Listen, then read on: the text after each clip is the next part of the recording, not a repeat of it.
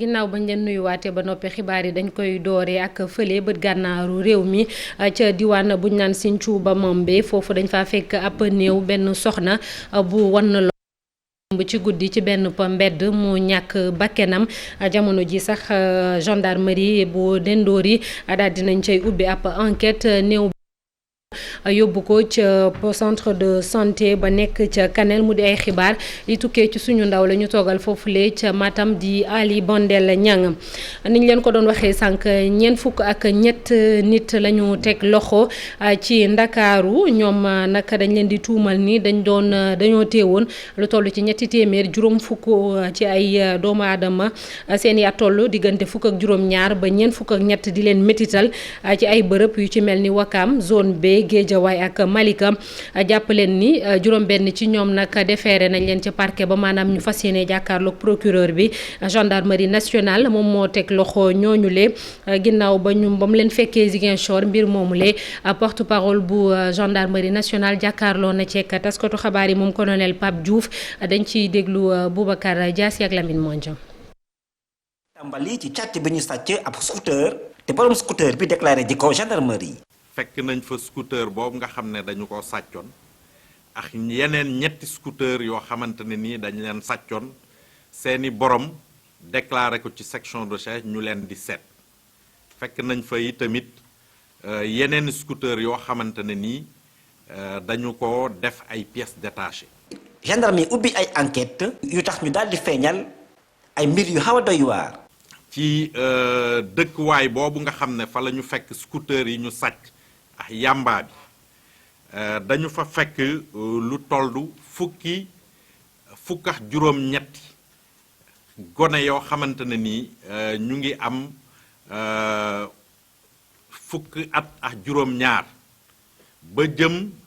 ñoo xamante ni am nañ ñeent fukki at ak ñaar waaye lii yéeme ci mbir moomu mooy ñooñu fa ñu nekk dafa mel ni maanaam dañu leen tëj maanaam di leen toroxal toogaan mu am aussi ñoo xamante ni dañoo feebar ñii xaw a sax tàggoo ak seen xel ñi nga xamante ne nii ñoom ñoo leen doon mettital ñoom ñoo teg ci ñoom loxo tëj leen di leen teg ay mettital toll nañ ci ñeent fukk ak ñett ñoo xamante ne ni section de recherche daf leen a jàpp. bii la témoin di nettali li mu jot a gis. léegi bu ñu la dóoree ba sonn dañuy jël ay coup de poing mu ne la dóor sax bu maax la ci miir bi mais bu ñu lay dóor dañuy ñëw ne gars yi jàppoo leen ko par carte ñu jàpp la gars yi dóor sa taat yi yàq ko waaw mais des fois dañuy énervé dóor la dóor yu bon dóor yu metti léegi kii fanaan foofu la nuit kii monté garde la nuit gardien bi benn loxo bi baaxul macha allah kuur la yor. bu lay dóor kuur yi ci faar yi fii day toj seen faar yi ba pare duñ la defar rajo duñ la faj doo lekk bu baax. gendarmerie nationale daal di def bii la déclaration. gannaaw bu mu amalee tukki nemmeeku ci diiwaan bu Ziguinchor. nit ñooñu la ñu teg loxo nag dañuy njortu ni ay taalibe Serigne Modou Kara Mbacké lañu moom di ab kilifa diine jiite it PVD di parti pour la vérité et le développement daanaka dafa bëggoon a jàkkaarloog taskatu xabaar yi tey jile sax ci këram nga ca Mermoz waaye daf ko mujjee acc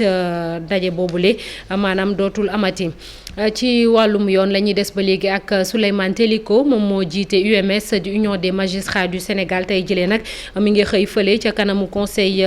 supérieur de la magistrature rawatina conseil de discipline ba moom Souleymane Teliko dañ koy tuumal ni dafa yëkkati ay kaddu ci weeru sulet bi la weesu ay kaddu yoo xam ne daal dafay ñàkk a wormal magistrature yenn ci ay magistrat ak yoon ni muy doxee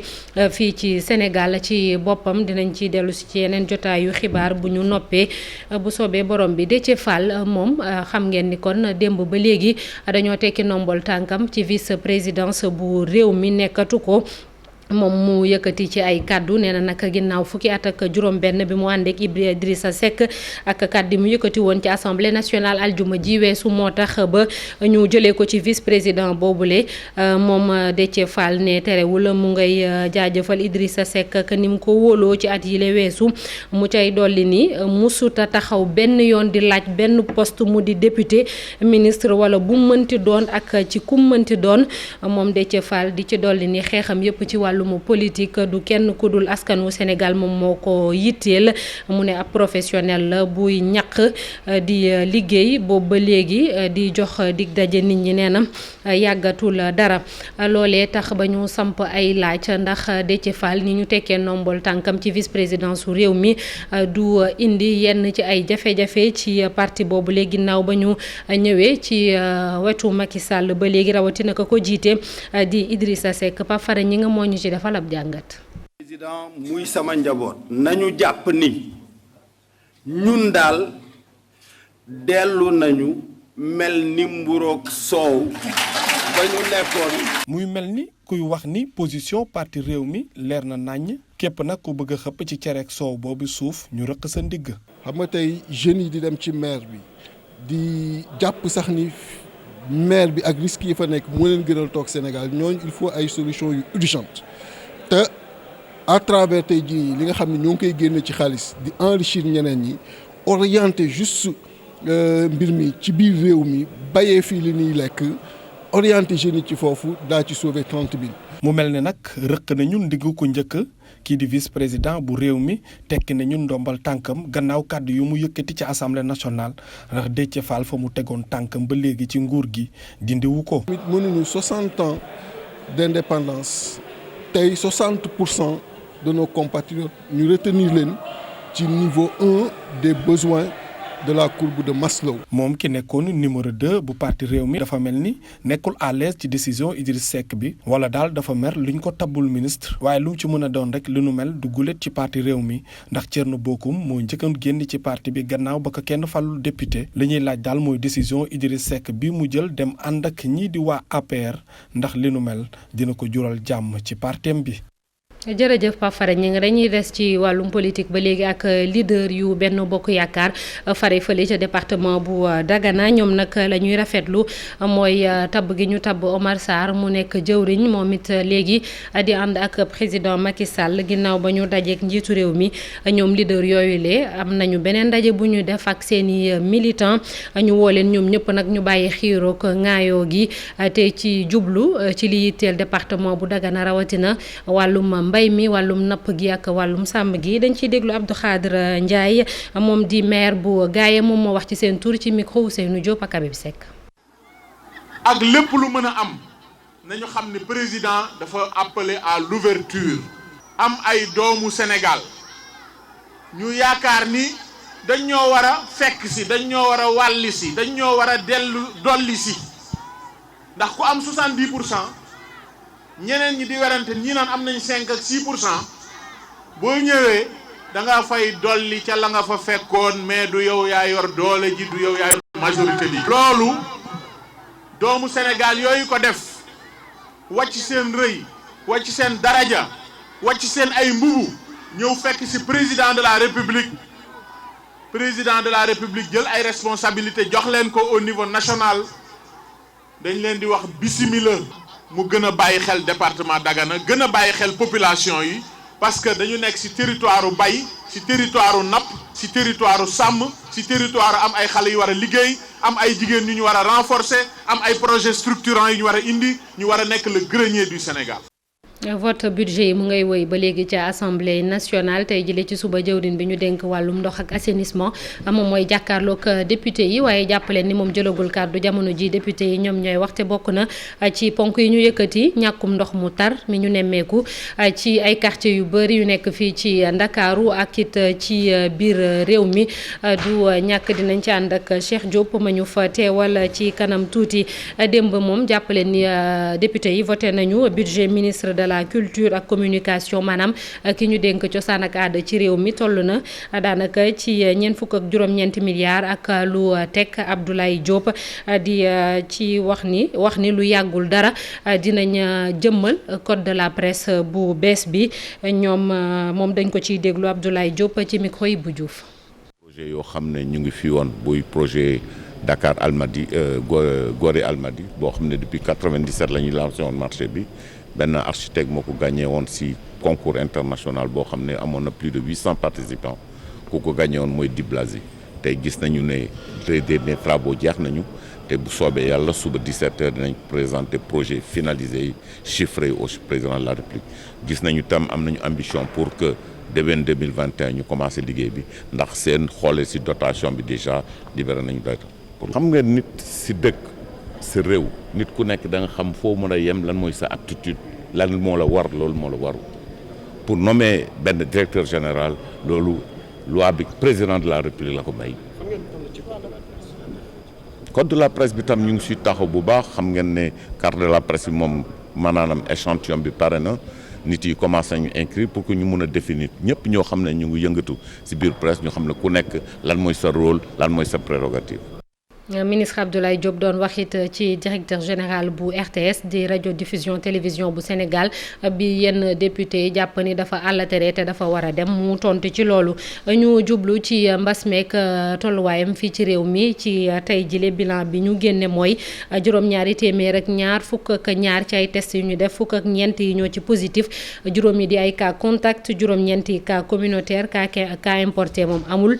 juróom benn nit ñoo sonn loolu nag ba nekk Sowétas ñu ne am na fukk yu tane ba ñu bàyyi leen ñu dem seen kër ñu wax ba léegi ci mbas meek niñ koy xeexee fële ci diwaanu Bambey ñi yëngatu ci wàllum politique ak njàng meek njàngale bi bugguñu benn yoon école ba xale yi di fa dem di fa jëlee virus ba muy gën di law ba tax na ñu ngi koy xeex dispositif sanitaire bi ci école yi gën nañ koo dooleel sax beneen mbir bu leen yitteel ñoom mooy état bu Sénégal mu dolli ndimbal gi mu jagleel école yi rawatina ci wàllum table banc maanaam xale yi fi ñuy toog di jàng Babacar Diouf Ndongo Ndiaye ca Bambey. virus jeexagul ci réew mi lim biñ ci mujj jot sax dafa tiital ñenn ñi nga xamante ni ñoo nekk ci askan wi loolu nag tax na ñu war a aar xale yi nga xamante ni tàmbali nañoo demaat école mu di loo xam ne ni Ousseynou Kassé di directeur de la biosécurité mu ngi ciy dox. ko ci wàllu xeex jàngoro ji donc ñun tamit fii ñu dëkk war nañ ci jëmbat fula bu ko defee ni Sénégal fësee Bambey it fës ci bu baax. donc loolu mu nekk solo tey ji ndaje mi. concrètement lan ak lan. alors indi nañ lu jëm ci wàllu gel yi nga xam ne moom la ñuy raxasoo boo amul ndox indi nañ tamit thermoflash nga xamante ne mun nañu xool gis na yaram bi tàng na wala tàngu donc indi nañu ay raxasukaay indi nañ ay masques yoo xamante ne ni bu la neexee nga fóot ko mun nañ ko fóot ak masques yoo xamante ne moom la ñu mujj tuddee chirurgicaux. mu di geste boo xam ne nii inspecteur départemental de l'éducation et de la formation rafetlu ko na ko lool wante Pape Amadou Sidibé yokk ci ne am na yeneen jafe-jafe yu nekk ci l'école bi. lépp pour mu yemb dana xaw a jafe toujours loo am rek da nga naan su ma amoon mu gën a baax waaye gis nañu xam na ni état quand même mi ngi def ay effort surtout ci lu jëm ci lu mel ni ay lu jëm ci wàllu dispositif sanitaire bi. effort yi ñu ci def gis nañ ko gis nañu aussi tamit que ni ren def nañu effort ci jàngalekat yi nga xam ni yónnee nañu ko toujours loolu xëy na suñu problème tamit di fenn lay féete mooy ci table banc yi foofu moom xaw na manqué xaw na sooxe ba nga xam ni buñ ci amoon tamit ay dotation yu baax yu bees danañ ñu gën a soulager encore quelque part. sante ko yàlla nag ba fii amul benn cas coronavirus boo xam ne nii nemmeeku nañ ko ci école yi nga xam ne ñoo nekk ci département bu Bambey. ngir fexe nag ba paj mi gën a mucc ayib fële ca diwaan bu Louga faaw ñu gën a dooleel région médicale bi lu ci mel ni jox leen personnel bu doy waaye tamit jumtukaay yu ñu mën a jëfandikoo foofule mu di ay ponk yu bëri wala ay jafe-jafe yu bëri yu ñu yëkkati ci benn ndaje bu am foofule ci benn mission conjointe kon foofu ca Louga ñu ne tem bañ ca jàpp nag mooy wax ci service de santé yi ak naka la ñuy fas yéene def ba mu gën a mën a dox rawatina ci jamono ji ñuy xeex coronavirus reportage Thierno Fall. médical bu Louga dalaloon ay ndaw yu bàyyeekoo ministère de la santé ñëwoon fii ci diwaan gi ngir saytu si anam yi nga xamee ne rek moom lañ doon saytoo wér-gu-yaramu askan wi diirub jamonoy mbas mi nga xamee ne si région bu Louga teeloon na cee jël wàllam. donc te aujourd'hui li nga xam ne moom moo génn ci mission de supervision bi mooy wane ne que ni xeex nañu bu baax a baax ak mbas mi mais terewul de li nga xam ne mooy programme yëpp de santé ay jéego lañ ci def. donc loolu également lu jar a préciser la donc sur tous les programmes muy tuberculose programme de sensibilisation yi yëpp daanaka nit ñi de ñu ngi ko doon doxal bu baax a baax. waaye nag tey jii mbas mi am na ay jafe-jafe yu nga xamee ni jural na ko yenn bërëbu pajukaay yi ci bëri nga xamee ni askan wi dañ ko doon daw ndax ragal jàngoro ji. recettes yi xaw na wàññeeku parce que nit ñi ñëwatuñu en masse ci hôpital yi mais également dépenses yi kat yokku na parce que am na yeneen yi nga xam ne daanaka dafa yokk ci dépenses yi te terewul day en tout cas li nga xam ne mooy continuité service bi day assuré woon nañ ko au niveau de ces EPS. leneen lu nga xamee ni mbas mi wane na ko mooy région bu Louga yi te woon nañ ñu jàppale leen ci wàllu jumtukaay ngir ñu gën a mën a taxawu askan wi ci seen wàllu wér-gi-yaram. dañoo gëm ni que ni bu ñu amee un personnel de santé de qualité surtout au niveau des centres de santé en termes de sages-femmes d'infirmiers au niveau des postes de santé kooku kat mën na yokk un tout petit peu qualité bi nga xam ne moom la ñu soxla ci prise en charge bi. mais également ay oto yu gën a doy yokk ambulance yi ci axe yëpp yokk li nga xam ne mooy les voitures de liaison yokk moto yi nga xam ne moom la infirmier yi di taal kat di dugg ci àll bi di vacciner yi donc je pense que yooyu yëpp bu ñu ko defee daanaka dinañu mën a avoir une meilleure gestion. ndawi ministère de la santé yi nag def nañu ñeenti fan fii ci diwaanu Louga nga xamee ni wër nañu mboolem bërëbu pajukaay yi fi nekk càmbar anam yi nga xamee ni si moom la liggéey ba doon doxee. ci département bu Rufisque rawatina Kounoune foofu le directeur général bu Senelec teewoon na ci cérémonie bi ñuy jébbal ay caabi kër yenn ci ay agent ci phase bu njëkk maanaam pàcc bu njëkk bi ñu jagleel agent yooyu le moom Pape Mademba Bitèye ne joxe na kàddoom ngir fexe ba loolee mu bëgg muy agent bu nekk nga am kër mu nekk lu wér loolee jaaree ko ci ab jumtukaay bu gouvernement bi teg ngir bépp liggéeykat fexe am ab logement social. Pape Mademba Bitèye directeur général bu Senelec ci micro Ousseynou Thiam ak Ahmadou Bamba Samb. boo gis muy liggéey rek lii mooy mbébétam foo dëkk te amoo fa kër dëkkagoo fa da nga fa gane si kon boog bu yàlla dimbalee ba Sudaten am objectif bi réaliser ko mu mën a nekk ndaxte dafa am vision bu leer kon boog mu nekk loo xam ne dañ koy encourager di wax ne rek Senelec dafa teel a jël volet social moo tax depuis très longtemps ñu mettre en place lu ñuy wax FOPES fonds de promotion économique et sociale bi nga xam ne dara yëkkatiwu ko lu dul accompagner le travailleur de Senelec en dehors des possibilités de Senelec pour mu mun a nekk dans de meilleures conditions moom ak famille comme ni ma ko waxee un Sénélecois un toit travailleur Senelec bu nekk war na mun a am këram kër boo xam ne dina méngoog moyen am mais kër boo xam ne tamit dina méngoog dignité am. Ziguinchor moom dina am lu bëri lu mu am ci plan national d'aménagement des territoires bu bees bi njiitu réew mi validé te kii di ministre Omar Gueye tegtal ko moom ci boppam sax ministre bi jiite na ab CRD spécial foofu ca Ziguinchor fexe ba wane plan boobule képp kuy élu ak autorité administrative yi fare foofu ca Ziguinchor dañ ciy déglu gouverneur bu Ziguinchor ci boppam Géej Diouf ci micro Boubacar Diassi ak Lamine Mandiang. bi yaakaar bu rëy la indi ci région Ziguinchor pour que comme bi suqaliku ndax région Ziguinchor dafa nekk région bu nga xamante ne potentialité économique yi mu am dafa jéggi dayoo plan bi nag dafa ñëw bàyyiwul benn secteur boo jëlee tourisme bi prévoir na ñu gën a dëgëral tourisme bi ci Cap Skirring ak Kafountine ak Abéné boo jëlee suñu frontières yi plan bi dafa dembe prévoir ay centres nga xamante ne day tax suñu frontières yi ñu gën ci bàyyi xel gën a dëgëral koom-koom bi foofu ndax boo ko xoolee gox yi nekk ci frontières yi parfois dina am ña nga xamante ne dem ci yeneen réew yi moo leen gën a jege ko dem ci suñu Sénégal loolu plan bi dina ko régler donc boo jëlee mbéy mi plan bi prévoir na ay zone agricole ak ay zone yaa nga xam ne fa la ñu def mën a def infrastructure agricole yi ba ngeen xam ne zone yooyu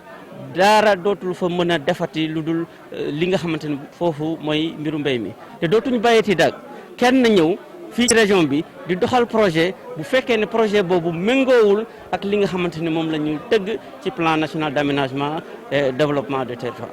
ñu des ci bët saalumu réew mi ba léegi rawatina ci Goudomp ñu gën koo xamee ci zone Balantacounda foofu lañ fa mën a jëlee ci wàllum gàncax gi wala alam bi sakkan na loolu ndax foofu moo njëkk nekk producteur ndaamaraas ci Casamance gi yëpp ak pataas mango yi it nekk na lu fa bëri loolu waaye at wu jot dañoo nemmeeku ni ay tonni produit yu ni mel dafay yàqu ndax amuñu ay unité de transformation benn ndaw bu faree foofu le nag jël dogal démarrer benn construction usine maanaam tabax fa benn usine boo xam ne dañ fay defar ay jus de fruits nee na lu toll ci juróom fukk ci ay nit dinañ leen utal xëy ci usine boobule. Reportage Bakary Konte Xali Diame. ndaa nekk na gox boo xamante ne dafa bëri lool ay potentialité agricole dafa riche wante nag pour ñu mën a transformer seeni produits lu jafe la ndaxte 65% ci seen fruits yooyu yëpp ñooy daal di nëbb at bu nekk jafe-jafe ci askan bi. boo toogee yaakaar ne lii c'est pas possible mais bés bu taxawee rek nga xam ne c'est possible ku xalaatoon 10 ans avant que pomme d'acajou bi que war nañ ko mën a def jus donc li nga xam ne mooy solo si. mooy jëm a pousser nit ñi ñu am ay initiative ñu gëstu jëm a seet fu ñu mën a jàppal pour que yëf yi jëm kanam am na lenn loo xam ne maa ngi leen koy dénk am na beneen potentialité boo xam ne tey jii lu jëm ci netetu. benn ndaw boo xamante ne moom nag mu ngi cosaanoo ci dëkk bi moom nag moo door tabax benn usine de transformation boo xamante ne boo ko xayma dem na ba 130 millions ci suñu xaalis daal di créer 50 emplois bu liggéey bi jeexee. unité bi day defar jus darkase madd ak mango te à terme dina ñëw employé 50 nit principalement ay jeunes ak ay jigéen justement pour ñu mun a lutter contre immigration bi mun a créer lu ñuy wax développement local. moom nag mi ñaax ndaw yi ñoo xamante ne ñu ne dañuy dugg gaal dem bitim réew mu ne nag ñu toog fii daal fii liggéeyee. maa ngi ñaan jeunesse su Sénégal. ñuy gën a fonk seen dëkk ndax am nañ fi ay possibilités Sénégal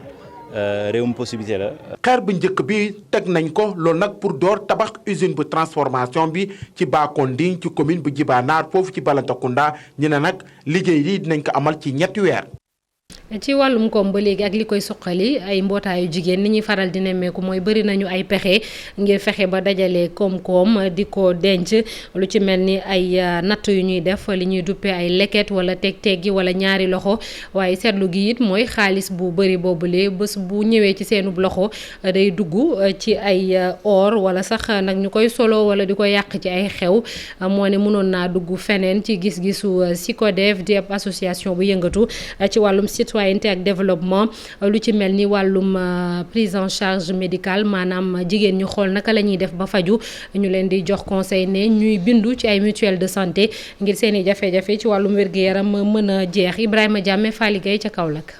xeetu mbootaay bu ne daanaka am nañ ko ñuy dajaloo nag ci ay xeetu tontine ak ay natak yi ni mel ngir cotiser xaalis teg yi waaye nag bu ñu sukkandikoo ci mbootaay bile ñuy duppee SYCODEV gis-gis bi mu def ci nu ñuy jëfandikoo xaalis boobule moo di ne dañ koy dugal fépp waaye lu jëm ci seen wàllu wérgu yaram dañ koy faral di fàtte. ñun leen nag yéen ñi bokk ci mbootaay bi yéen ñii la ñuy wut yéen ñii yéen a ñu taxaw wax yéen ñii la ñu bëgg ngeen fexe li ngeen di cotiser di ko jël ci mbootaay yi fexe leen ngeen daal di ci jël wàllu wér daal di dem bokk ci mutuelle de santé. mbootaay bi nekkoon bokk société civile gis ne li bëri ci seen cotisation yooyu la ci wàllu colin ak yeneen xeetu consommation lañ koy dugal moo waral kon mu daal di jóg ngir ñaax jigéen yi la ñuy faral di sóorale lu jëm ci seen wérgu yaram. ci la ñu xalaat li ñuy wax les mécanismes endogènes de financement de la santé mécanisme endogène lan la mooy naka la nit ñi mën a organiser wu puisque am nañu ay mbootaay am nañu lu mel ne que li ñuy wax leket bi am nañu ay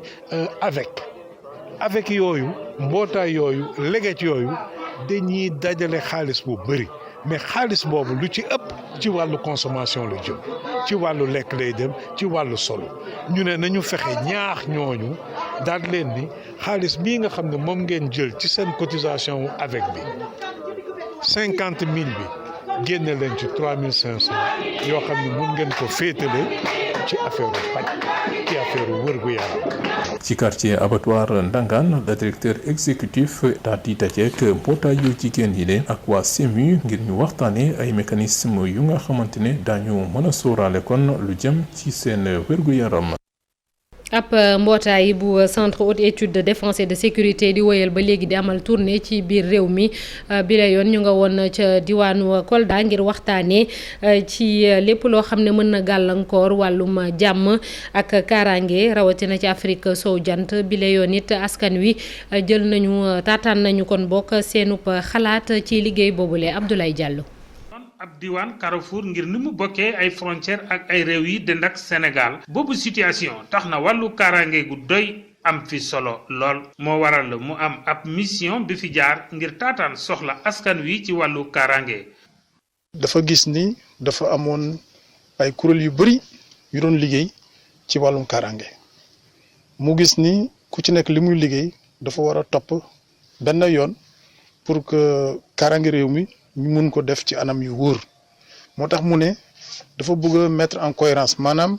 mu yooyu yëpp mesures yooyu yëpp mu mun ko def ci tënk ci benn kayit boobu mun a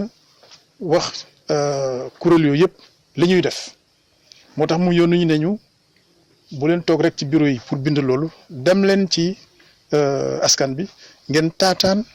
ñoom li ñu xalaat ni moom mooy seen moo leen war ci wàllum kaaraange. ndaje bi daa bokk ci pexe yi nguur gi fas yéene teral ngir gën a dooleel kaaraange réew mi. waaw tey taataan nañu maanaam problème yu bëri ci wàllu sécurité ci wàllu pàcc ci wàllu koom-koom ci wàllu gàncax bi donc dañuy tënk loolu yëpp ci kayit boobu ñu yóbbu ko chef de l'État moom dina jël ay matuwaay ngir jox ku ci nekk ministère yëpp. ku ci nekk sa wàll pour ñu ut solution ci loolu ñu taataan. ñoo ngi fas yéene amal yeneen ndaje ak préfet yu yenn département yu ci biir réew mi. jërëjëf Abdoulaye Diallo ñu waxaat ci faatu Pape Bouba Diop nekkoon ab footballeur sénégalais mi dëddu àdduna démb kii di El Hadj Diouf te mu bokkoon ak moom équipe nationale di wax ab tiis bi mu am démb ba léegi rawatina nee na moom Pape Bouba Diop rakk la woon ci moom nekkoon ku ko jege loolu dañuy déglu ay kàddu El Hadj Diouf ca Thiès la ko yëkkatee ci micro Cheikh Anta Diop ak Seyla Tia. Pape li ma koy wax rek moo di gaynde du dee gaynde day noppalu. Pape nag mën naa wax ni sonnoon na loolu mais tey dafa noppalu jugul rek et xam naa si dara ndax maa ngi woon ci wetam ki mu nekkaloon tous les jours naa ko jot 4 ou 5 fois Pape liy génn si gémmiñu ñëpp rek laa koy wax sama frère boobu sama frère de combat ki nga xam ne tey jii ñoo andi defandoo lépp mën naa wax ne kenn mënul wax Pape Bouba bàyyi El Hadj kenn mënul wax El Hadj bàyyi Pape Bouba tey jii dem rek moo ñu tàqalee. li ma koy ñaanal rek mooy yàlla na ko yàlla yërëm yàlla na ko suuf nar a sedd si kawam ay ñaan gi war ko fekk fa mu nekk. souvenir ban nga am ci Pape Bouba Diop ban souvenir nga am. souvenir bu ñuy gën a am moo di contre la France c'est sûr que mooy bi ma koy passé muy dugal mën naa wax ne tey jii ku wax Pape Bouba wala nga kii rek di nga xalaat El Hadj Diouf mais li may wax rek moo di Sénégal Pape Bouba deseletu leen moom dara. ngook témoignage yi di woy ba léegi ginnaaw faatu Pape Bouba Diop démb jàppale ne rek néew bi dina egg si gannaaw suba di àllarba bàyyeeku fële ca France ñu nar koo jullee ca HLM Rufisque dañu egg si ci ponk bu mujj li yëglekaay yi xëyee tey ak Mamadou Mouhamed Ndiaye. jëf manding wéet na àll bi yaraax na gayndeg si bi ga faatu na mboolem yéen a kay ñu xëy ndool xëy di ñu tàggee ak di jooy Pape Bouba Diop stade yéen a kay ñu ci xëta bu njëkk Pape Bouba Diop à jamais le premier maanaam bari na ci footballu Sénégal loo xam ne ba léegi mooy wéy di ci dégg guléet ba faw mooy doomu Sénégal bi njëkk a dugalu but ci coupe du monde mooy footballkat bi njëkk a faatu ci footballkat yi woon 2002 démb ci dimanche ji ca la faatu ci ñeent fukki atam ak ñaar ministre des sports di Matar Ba président fédération Sénégal bu football di maître Augustin Senghor Kalilou Fadiga El Hadji Ousseynou Diouf Alassane Ndour Pape Thiaw ba ci Habib Beye ku ci nekk ci ñoom seede su mu def jëmee ko ci ndem si yàlla Pape Bouba Diop mi ngi ci biir stade ci xët mu njëkku record yéene kay nataalu Pape Bouba Diop kersa gu bari ga kanam gu lewet ga mooy li gën a fës ci photom bi ci journal bi dolli ñu ci ne wopp ji ñu naan maladie de Charcot moom la amee woon moo ko yóbbu adieu Pape Bouba noonee la ko journal record xëy tàggo journal l'Observateur mi ñu dëggalal ne maladie de Charcot moo ko faat fàttali nañu it ne démb ci la faatu ñeent fukki at ak ñaar la amoon bi muy faatu li mu amoon ne yéene ju mujj ci ak dundam l'Observateur wax nañu ko wax ñu it ne feebar bi ko faat yàgg na ko gañe ne ñaari at a ngi jug yéegul ci chaise roulantam ci semaine bi journal bi nee nañu ci la ñu ko waroon rapatrier jëlee ko France indi ko Sénégal Alaaji Ousseynou Diouf dox na ci lu nekk avion médicalisé bu président de la République moo ko waroon a jëlee jee ca Lens ga ca France delloosi ko Tëngéej gi ci Sénégal Sud Quotidien ak La Sénégal nañu gaynde ga Pape Bouba Diop ñàkk na maxam bu mujj journal Les Échos tënkal ñu wax ji ci ne ki daaneeloon France daanu na démb sandarma yi siiwal nañu xibaar bu yéeme L'Observateur nañu waa section recherche ñoo dox ba yem ci centre de redressement bu ñu ne Serigne Modou Kara moo ko moom sandarma yi section recherche yi ñoo doon wër ab scooter bu ñu sàcc ca la ñu wàccee Wakaam gis fa lu gën a garaaw lu ñu doon wër ay nit la ñu fekk ñu séquestré leen ci génn kër di leen maltraité fukk ak juróom-ñett la ñu fa fekk ca la gaañu wéyalee seenub enquête dem ca Guédiawaye ak ca Malika gisaat fa lu ni mel ñi ñu téye woon ci centre de redressement yi doon leen maltraité L'Observateur nee nañu sandarma yi nee nañu libéré nañu ci ñoom lu mat ñetti téeméeri doomi aadama ak juróom fukk ak ñett benn xale bu jigéen ma nga ca woon ak juróom-ñaari mineur sandarma yi jot nañu it xibaar yu leen wax ne bari nañu ñàkk seen bakkan ci centre de redressement yi moo tax ñu ubbi ci enquête Walf Quotidien xëy jël xibaar bi teg ci xët bu njëkk tegal ñu ci ne ci ñi ñu séquestré woon ci centre de redressement yi nee nañu am nañu ci faatu Vox Populi nañu mbir mu yéeme moo xew ci daara yu Sëriñ Modou Kara yi ñetti téeméeri doomi aadama ak juróom fukk ak ñett yu ñu séquestré woon doon leen maltraité doon leen toroxal yéenekaay bi nañu ñu bari ci ñoom bi leen sandarma yi di gis xiif ak feebar la ñu leen fekkee am na it yeneen ñeent fukki doomi aadama ak ñett yu ñu ne ci gaay yi Sëriñ Modou Kara yi la ñu bokk sandarma yi teg nañu leen loxo enquête dina kay moom xëy jël loxom teg ci gémmiñam ngir waaru gu mu waaru ci li xew ci réew mi scooter yu ñu sàccoon moom la sandarma yi doon wër ba yem ci ay doomu aadama yu ñu séquestré ca Wakaam ca Géejawaay ak ca Malika nee nañu ay centre de redressement la yoo xam ne Sëriñ Modou Kara moo leen moom Idrissa Seck mi moom parti réew mi dàq na Déthié Fall ci poste vice-président bu parti réew mi Le Quotidien Les Échos Soleil National La Sénégal Libération Vox Populi Sud Quotidien ak L'Observateur ñoom ñëpp xëy dal ci xibaar bi Sud Quotidien nañu keroog ci Assemblée nationale le Déthié Fall waxoon ne Macky Sall dafa war a góorgóorlu ba gis-gisam weesu jam ñaajo waxam joojee ci la Idrissa Seck àndul ba tax mu dàq ko ci poste vice-président bu parti réew mi Le Quotidien nañu kurpañ bu dal la Idrissa Seck dóor kii di Déthié Fall ndax nee na du nangu mukk ñi ànd ak moom kenn di ci jóg naan mi ngi ŋàññi doxinu Macky Sall lii Quotidien nañu mbette chien de garde journal bi di méngale Idrissa Seck ak xaj buy garde Macky Sall kaddu Idrissa Seck ci xët mu njëkk Le Quotidien muy wax ne Déthié Fall li mu duggul ci gouvernement bi loolee moo ko mitti journalisé ko nañu waaye waxam joojee moom Idrissa Seck honorable député Déthié Fall weddi na ko ba mu set wecc nee na moom musuta laaj kenn dara du poste député du poste ministre Les Échos dollu ñu ci ne Idrissa Seck bu wayee du lool ndax moo fi njëkk a taxaw di ŋàññ ak a jébaane muut baa mottu gi Macky Sall di def tey jii nag moom Idrissa Seck mu wëlbati ko di ko def source waa nañu lii Idrissa Seck ne mbiri Macky Sall ku ca munta wax lu baax na nga ca noppi Déthié Fall moom dem ba assemblée nationale di fa attaqué Macky Sall moo waral Idi ootal ko ba ca raaya écrasé ko fa 2024 bu Macky Sall sampaate am dëndam ngir wut beneen mandat ci réew mi ci yoon la koy teg Vox Populi nañu ministre enseignement supérieur di Cheikh Omar Anne moo ko wax ci làmmiñu boppam démb ci dimanche ji ci émission Grand Série ci rajo Futur Média fa la waxee ne bu ñu sukkandikoo ci li constitution bi wax ak la ca nekk président Macky Sall am na droit amaat beneen mandat ndax mandat juróom-ñaari atam bu njëkk bi constitution bi boolewu ko ci wàññi bi ñaari mandat juróomi at yu tegaloo la constitution bi wax Macky Sall def na benn mu dese ko beneen La Tribune nañu Cheikh Omar Anne wali dina troisième mandat bu Macky Sall bi Source A nañu li mu wax ci troisième mandat bu Macky Sall bi ni mu leere la mu wax keroog ca kanamu député yi ba ñu koy woteel bitseem wax joojeet noonee la leere ministre enseignement supérieur wax na ne ñi naan 2019 am na lu mat junni ak ñetti téeméeri bachelier yu ñu orienté wul ñooñee la ñu wax xamuñu fukki réclamation ak ñett kot la ñu jotoonte du woon ay réclamation yu taxaw journal bi teg ci wax ñu li ministère enseignement supérieur wax keroog ca kanamu député yi ngir lu jëmale kanam enseignement supérieur yi la Sénégal nañu moom Cheikh Omar Anne ministre enseignement supérieur dem na bay xam ne ñeenti milliards yu état bi génnee ngir fay bor bu mu war lokk université privée yi ci réew mi bit sebrenam la Sénégal nee nañu mi ngi toll ci ñeenti téeméeri milliards ak juróom fukk ak lu teg ñu teg wax joojee te yëkkati leneen Fatoumata Diouf Gueye coordinatrice bu bees bu coalition Macky 2012 mi ngi ci Soleil national ubbil yéenekaay bi coalition Macky 2012 ñoo doon conférence de presse keroog samedi journal bi nañu ca ndajama fa la Fatoumata Diouf Gueye leeralay yoon wi mu xutti ngir doxal li ñu ko dénk wax na fa it li waa coalition Macky 2012 fas yéene ngir xeex wàllu immigration clandestine coow li am ci licence de pêche yi ñuy wax ci diggante Sénégal ak Union européenne Soleil national nee nañu moom Fatoumata Diouf Gueye coordinatrice coalition Macky 2012 leeral na la ci am yépp ak mbir yaak nañu tëdde ministre de la santé Abdoulaye Diouf Sarr Les Échos nee nañu keroog ba mu demee ci assemblée nationale dalal na xelu député yi doon wax ak moom ci jaaxle gu ñu am ci deuxième vague am ci réew mi ci coronavirus bi Soleil national xëy ñu xamal ci xëtamu njëkk coronavirus boobee ak li mu yàq ci réew mi nee nañu tax na lu mat 37 344 doomu aadama ñàkk seenub liggéey